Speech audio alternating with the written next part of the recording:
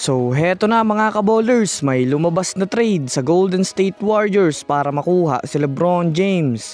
At ang balita patungkol sa makakajackpot ang Miami Heat kapag nakuha nila itong si Russell Westbrook. Tara na't pag-usapan natin yan dito sa Basketball Hot Shots.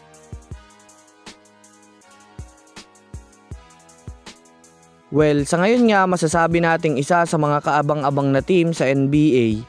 Yan nga po mga kabowlers ang team ng Miami Heat. Giannis at Bam Adebayo tandem. Parehong dominating na pang-ilalim, parehong athletic, parehong massive scorer. Mahihirapan ang makakatapat na ito dahil hindi na ang kalaban magkakaroon ng focus pagdating sa depensa. Hindi na lang si Bam Adebayo ang kanilang dedepensahan, kundi may Giannis Antetokounmpo na din na may Andrew Wiggins pa.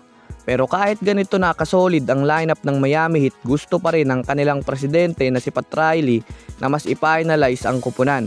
Mainit na tinitignan ngayon ng Miami Heat itong si Westbrook dahil nga sa potential na mas babagay ito dahil sa pagiging athletic nito at galing din sa pagpasa.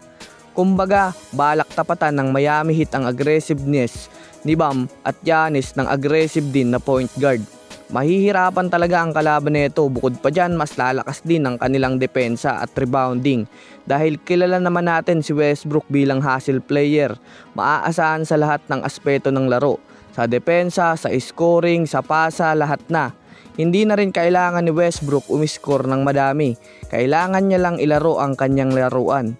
Kumbaga marami din tayong makikitang mga alley-hoop dunks. Giannis at Bam Adebayo na may Westbrook na guard, naku kahit ang New York Knicks mapapakamot sa sakit ng ulo.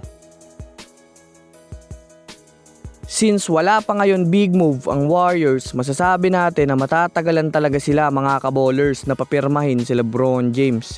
Kailangan nga ng Warriors may mabago kahit isa sa kanilang lineup na magpapasabi kay LeBron na worth it nang pumasok dito. Kumbaga gusto ni LeBron na mag-trade ang Warriors para maging contender palalo ang kanilang lineup.